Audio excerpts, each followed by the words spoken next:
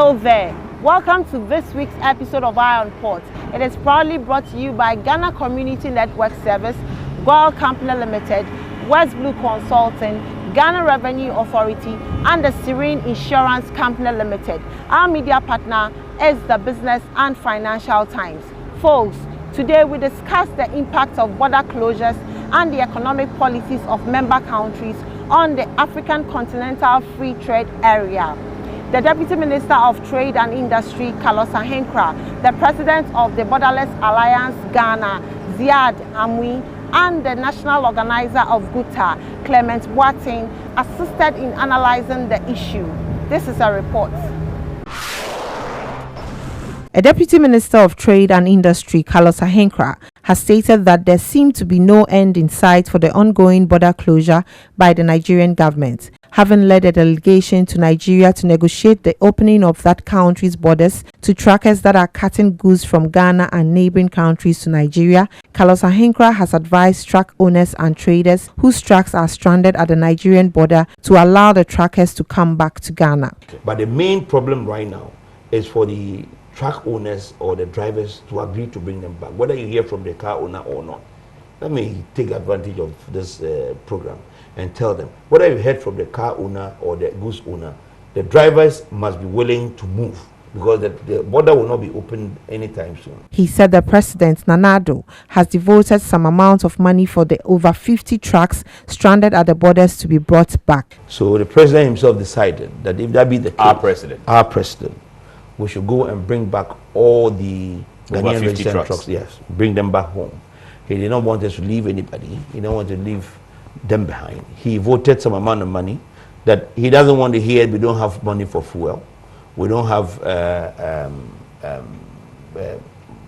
the cars are not in good shape. Yes, because some of them have really suffered a lot. All their ties were deflated. Speaking on Eye on Port's live interactive platform on the impact of border closure and national economic policies on the African Continental Free Trade Area implementation, he said it doesn't appear the Nigerian government will open the border soon because of major revenue gains made as a result of the closure of the border. When they close the border, the realization of duties and taxes that they got from the ports actually incensed their desire to keep the border closed.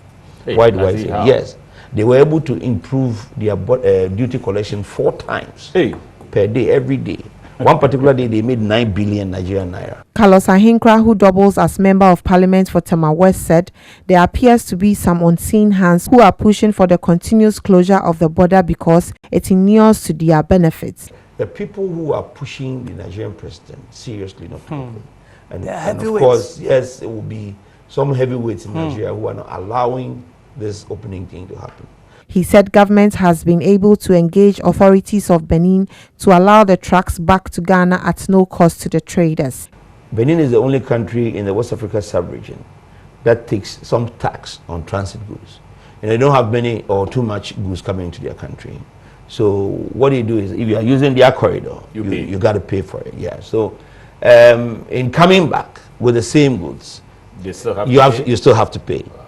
So fortunately, we paid a visit to the foreign minister, and we put our case across and begged of him to see how they could issue a free passage letter for the trucks to come back. He said government intends to secure a warehouse in Ghana for the traders to store their goods so that anytime the border is opened, they can send the goods back. The Deputy Minister stated that it won't be in Ghana's interest to also shut its borders as a revenge to the action of the Nigerian government. He agreed with a caller into the program who said traders should consider using the seaports to Nigeria if the borders are closed, despite the seeming congestion at the Nigerian ports. Yeah, I want to ask, can Ghanaian traders ship their goods to Nigeria through ship instead of passing it through the land border? That has been one of the solutions that we promulgated, in the run-up to all these problems.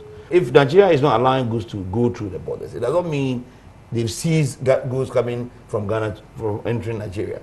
The only problem Nigeria is facing right now is because of the closure of the borders, there's a glut vessel congestion at the port. Congestion at the port. Yeah. Speaking on the same program, the national president of Borderless Alliance Ghana, Ziad Amui, faulted the Nigerian government for not informing its neighboring countries and also engaging civil societies ahead of the border closure. If I want to summarize how I feel currently about the whole saga from August up to now, I am sad, I'm angry, and I'm disappointed that somebody just woke up and decided that, you know what, I think today is a good day to close my borders. No prior consultation with government agencies. He also expressed worry over the lack of an alternative route which would have reduced the difficulties traders are going through. The absence of alternative routing. If you have an issue of trade with Benin and Nigeria because of lack of joint patrols or the lack or the availability of something like a bonded warehouse that you are using to smuggle, all of this is a trade issue.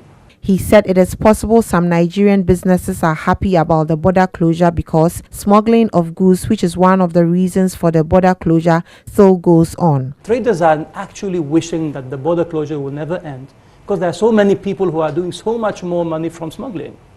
Now that they have closed the borders. Now everybody is to the same country? Yes, it's still going on. The smuggling is happening? No, it's increasing it. Clement Boateng, the national organizer of GUTA, expressed worry over the fact that ECOWAS was silent on the Nigerian border closure until the affected countries started complaining. When Nigeria, decided to close their borders, initially, they didn't complain or they didn't say anything. ECOWAS didn't complain. They didn't complain. Yes, they didn't complain. But the deputy minister thinks ECOWAS has been doing its best. For your information, ECOWAS has been very strong in this matter, trying to find some kind of conclusion.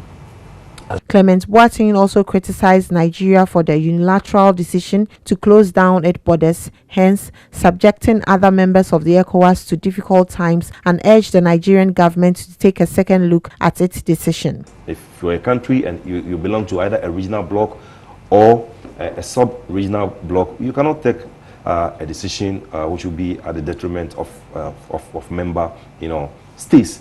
So it's about time Nigeria take a second look at this border closure and then see what it can do. Clement Boateng commended government for the swift response to a petition on the border closure and also agreed that the border might not be opened now. It took GUTA, to write officially to the Ministry of Foreign Affairs. Okay. And then when we wrote to the Ministry of Foreign Affairs, the minister, asked us to come and present our case. In fact, they even didn't know the border was closed. Oh, I see. Yes, until GUTA wrote to them.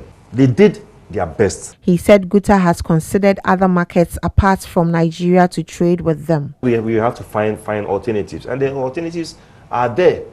The alternatives are there. So we've advised our traders to brace themselves up because the border is not going to be open now, as Honorable Carlos has rightly said. Meanwhile, Carlos Ahinkra has revealed that Ghana has signed an interim economic partnership agreement with Europe as part of its economic activities. Under the agreement, he said over 6,000 liner items would be imported from Europe into the country duty-free and quota-free. We came to meet this EPA agreement, which was signed by the previous government somewhere in 2015 or so. Oh, it was signed in 2015. It was signed in 2015, but it's an interim agreement because the West African bloc or the regional bloc refused to sign as a bloc, and Nigeria especially did not want to get into it or be part of it. Speaking live on Iron Port, Mr. Ahinkra, who doubles as the Member of Parliament for Tema West, said the agreement which was signed by the former government is interim because the West African regional bloc refused to sign as a bloc. Because Ghana is an import or revenue reliant country, and many of the things that we do, we use revenue accumulating from these import revenues to do them. He said Nigeria didn't want to be part of the agreement, but Ghana and Cote d'Ivoire agreed to sign because of banana and other exportable products like canned fish. He said considering the fact that Ghana is an import-reliant country, it was a difficult situation for government to hold on to the agreement. The reason why it's dangerous is the fact that if you're not careful, even the manufacturer himself might stop manufacturing and go out there and bring, yes. And that would affect our brothers and sisters who are working, who are there as employees. He said government in its own way is looking for ways and means to cushion the local manufacturers with regards to these imports that are coming in duty-free and supporting them somehow for them to stay afloat. Carlos Ahinkra revealed that very soon Ghanaian traders can go to Europe and ship goods to Ghana without paying duties, and they won't suffer any quantity restrictions to bring them in. Meanwhile, the move to sign the EPA has been condemned by some members of the civil society, raising concerns that it defeats the purpose of the African Continental Free Trade Agreement. And when the European imported goods will start to compete with the African goods, which is highly possible, that will actually pose a serious concern to the implementation of AFCFTA.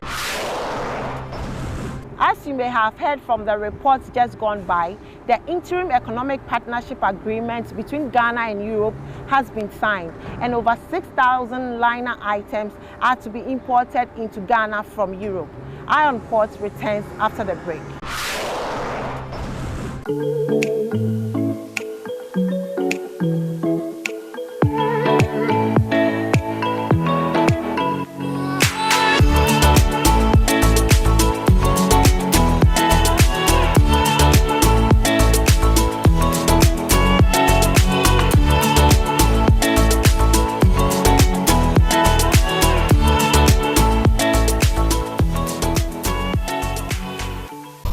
Here's innovation from Goyle that takes you further.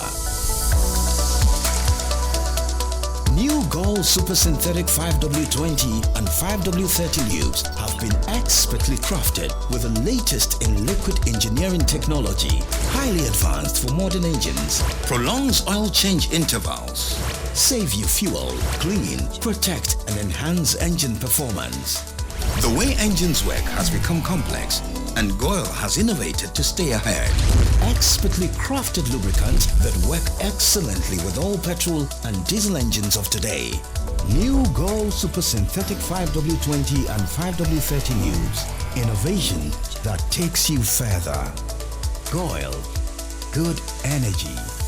Dear valued client, the Ghana Trade Hub mobile app is now live to make it easy to track your consignment and know the estimated duty payable for both general goods and used vehicles. We are pleased to inform you that the Ghana Trade Hub mobile app is available for download on Google Play Store for Android users and the App Store for Apple users. This is the best opportunity for all importers and exporters to know the duty payable on every good under transaction. You can reach the team for inquiries and support by calling +233 242 435 663.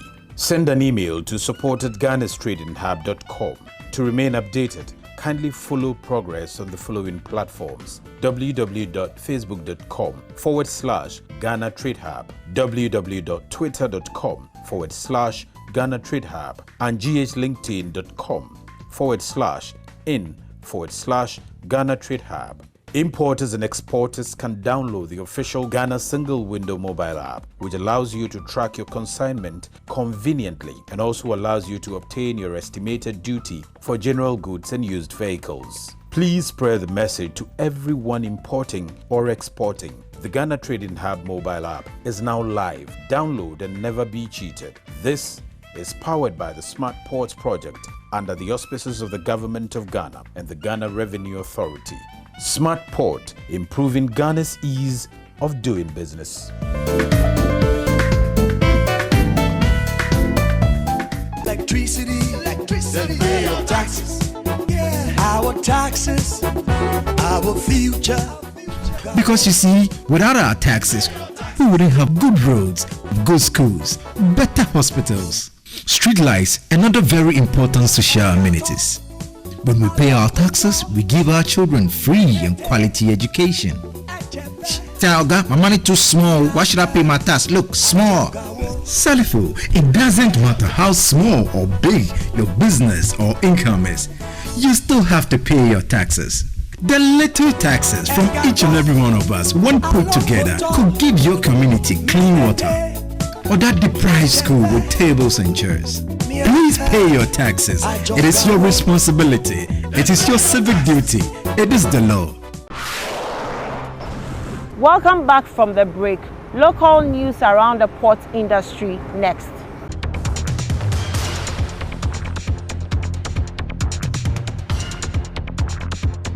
Representatives of the private sector of Ghana have been deliberating on how to enhance the trade and business environment in Ghana. The forum, which was facilitated by the Ghana Trade Coalition, brought together participants from organized private associations, think tanks, academia, and advocacy groups to take stock of the recent successes and ongoing challenges in creating a conducive trade and business environment in the country. Participants called for interest rates to be reduced so Ghanaian businesses can be competitive with the coming on board of the African Continental Free Trade Area. The country head for CUTS International, Apiakusi Adomako, said there can't be a strong AFC-FTA if the regional integration is very weak. We talk of regional integration, we see ourselves as one market, say that goods and services can move across the country. And so private sector have to take advantage of the regional integration that has been created, first under the ECOWAS, second under the AU, AFC, FTA. So that whenever you are producing goods and services, you don't have to see Ghana as your only market. You need to look at your products and services beyond Ghana. Participants had appeals and advice for governments within Africa and Ghana in particular. We compare to those our counterparts in Africa, those are counterparts in South Africa who are borrowing at 5% and at 4% per annum. And our people are borrowing at 20%, 25% and 30% or more to do same production. So in terms of cost of the production and the cost of the price, because we are paying so much interest rate to the commercial banks, I think our goods, no matter how quality it is, it will be highly cost, and we cannot compete with somebody who's borrowing at 4% or 5% in South Africa. The forum concluded by adopting a joint position paper, which includes a few recommendations to decision makers to enhance private sector participation in policy making, among others.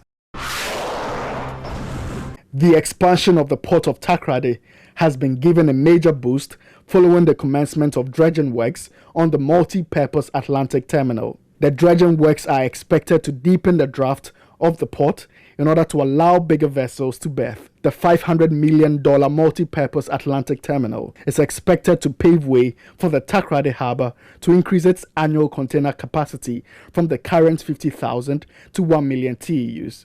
The Integrated Container and Multi-Purpose Atlantic Terminal Services is a build, operate, transfer project between IBESTEC, an indigenous firm, and the Ghana Ports and Harbours Authority. The dredging works began this month with the arrival of the Kata Section Dredger, known as CSD Genher, and it is expected to be completed by April this year. The chief executive of IBESTEC, Dr. Felix Nanasaki, says the dredging, which is a key milestone for the project completion schedule, reinforces IBESTEC's commitment to becoming the first indigenous major port operator. The contractor currently has almost 400 people on site, Ghanaian employees on site now, but as the project progresses, that number is going to increase. And as you can see, once the dredging is done, we are going to move to the next level, which is the placing of the blocks in the water, and that will bring in some more people in addition to what they have now. Dr. Felix Nanasaki also added that the first phase of the project, which cost $210 million, is on track, with some jobs already created for locals. This is the first time an indigenous company has gone into this business, and especially this sector.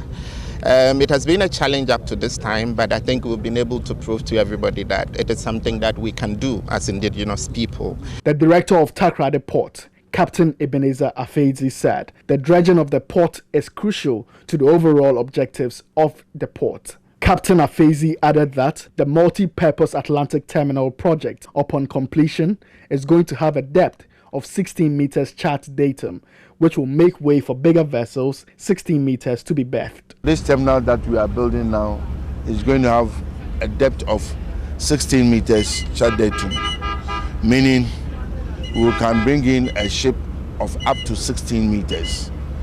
It's going to have length, the key length for the container terminal itself is just about 800 meters. So we are positioning ourselves to take our due share of container trade through West Africa.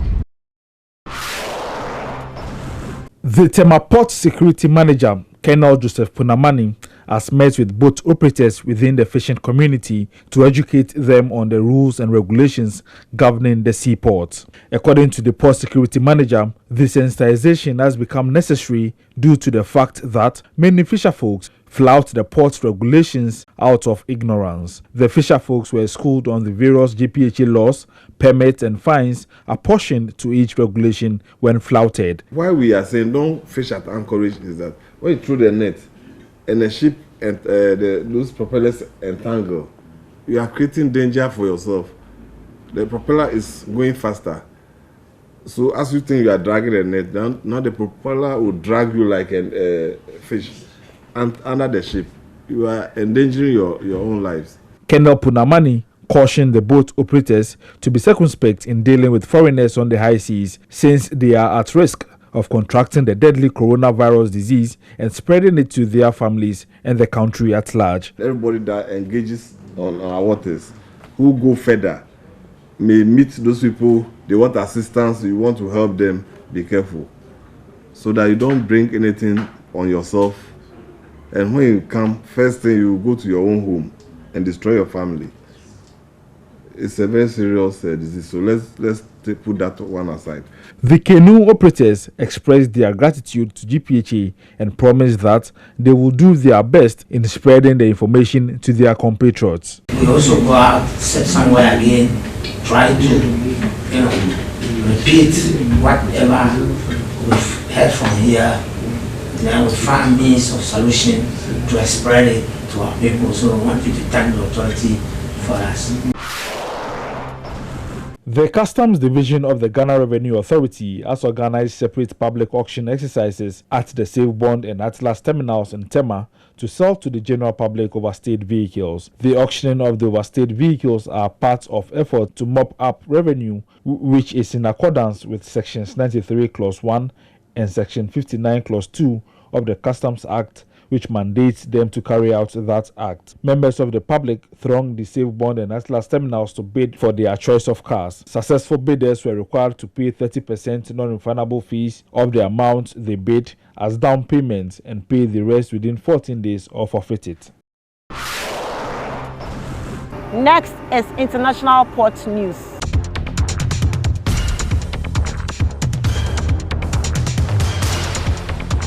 International Chamber of Shipping (ICS) has revealed that the impact of the outbreak of the coronavirus is estimated to be costing the shipping industry $350 a week in lost revenues. The virus outbreak is having a significant impact on the shipping sector, and the industry is working closely with the World Health Organization to ensure that guidelines for industry and government help limit the spread of the virus whilst maintaining international trade. According to data from the UK-based consultancy Drewry, ocean carriers cancelled about 105 sailings on the routes from Asia to North America and Europe alone in February 2020. Carriers are blanking sailings as a way of dealing with the cargo volume slump caused by the coronavirus outbreak originating from China and the closure of manufacturing plants in the country as a precautionary measure. All of the Chinese ports apart from Wuhan have remained opened. However, they are not operating at full capacity with staff shortages arising from travel restrictions and quarantine measures. Here's innovation from Goyle that takes you further. New Goyle Super Synthetic 5W20 and 5W30 lubes have been expertly crafted with the latest in liquid engineering technology, highly advanced for modern engines, prolongs oil change intervals, save you fuel, clean, protect and enhance engine performance. The way engines work has become complex, and Goyle has innovated to stay ahead. Expertly crafted lubricants that work excellently with all petrol and diesel engines of today. New Gold Super Synthetic 5W20 and 5W30 News. Innovation that takes you further. Goil. Good energy. Ghana ye yenya ya sase o my kesia ye kan ye hubom ye adwumaden ye beye kese pa ye to a ye tuatua ne da no ene ne ye sisi suku adan ne ayaresabia ade bi yi akwan am ye nya asetena pa ene ne papi eto obi te say withholding tax, income tax, excise tax stamp ani afoforo pi wo ho a ebia na wo mu sembisa fa de wo sawutua nkasa ho enu nti ne ye wo ho ma wo ne se ye beboa wo eto aketua bia boa mesra wo boa ne empagya Nancy ho yentuo ye dachi.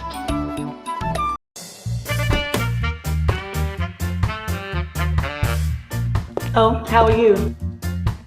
Hi Yvonne, a few words please. Everyone is talking about the fire at your production house last week. How are you holding up? Has production stalled? No, not at all. My crew and everyone on my set is perfectly fine because I insure with Serene Insurance. As a matter of fact, I've had all my equipment replaced, including the vehicles that were affected. My workers have been sorted out. Even my production downtime has been covered. So it's all good. I have a meeting to attend to, so I have to get going. Sorry about that. Which insurance company did you mention? Serene Insurance, the new face of insurance, a member of First Sky Group. Schedules of vessels that are in the port, those at anchorage and those expected in the coming week, including the Bank of Ghana exchange rate next.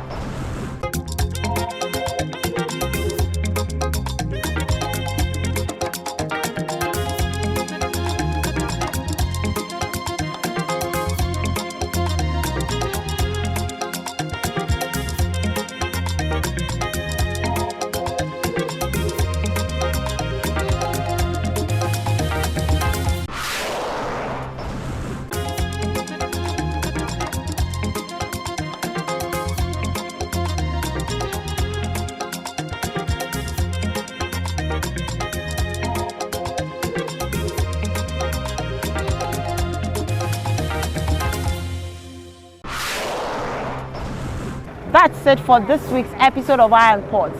Thank you for watching and thanks to the entire crew.